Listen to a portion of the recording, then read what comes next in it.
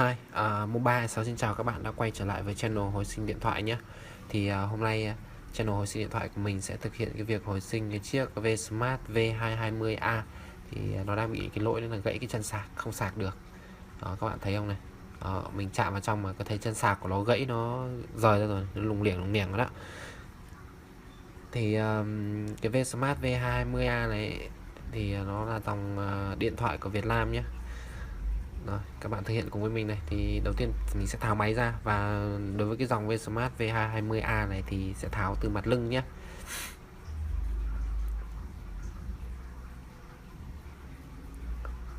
Rồi, đây các bạn nhìn cái mã máy này,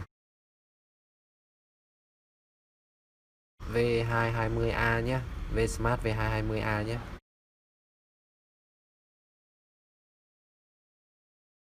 Ở đây thì các bạn thấy cái máy thì vẫn còn là nguyên trạng luôn này. Tem quỳ tím là vẫn chưa bị vào nước, vẫn là tem màu trắng, và các cái tem ốc thì nó vẫn còn nguyên si nhé. Máy này là máy zin luôn đấy các bạn ạ.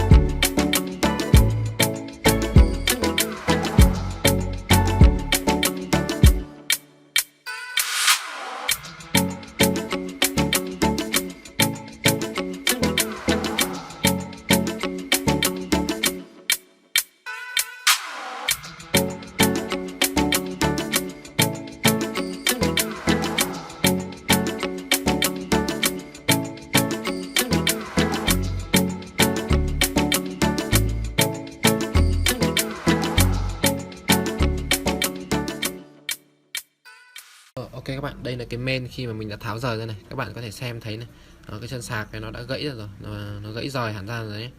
Và nó gãy luôn cả cái phần bo để giữ cái chân ở bằng bên kia kìa, nó gãy nìa hẳn rồi đó.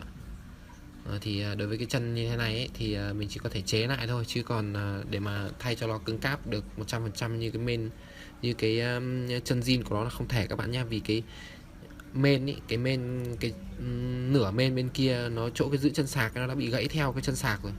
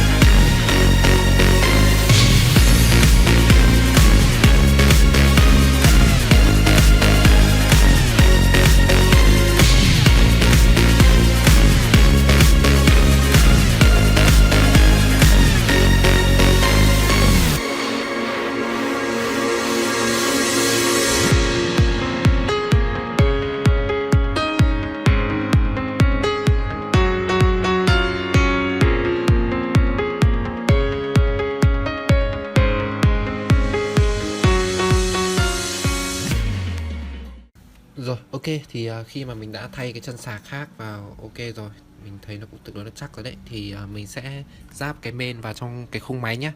Bây giờ mình sẽ ráp vào rồi mình sẽ cắm sạc thử.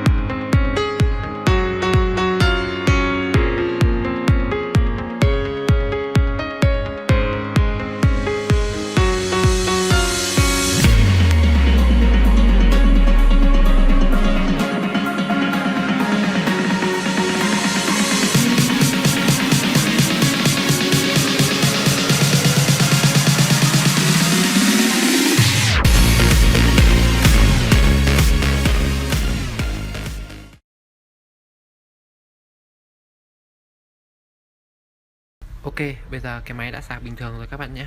Thì mình xin dừng cái clip này tại đây. Cảm ơn các bạn đã theo dõi video của mình nhé. Hãy nhớ like, share, subscribe để ủng hộ cho mình nhé.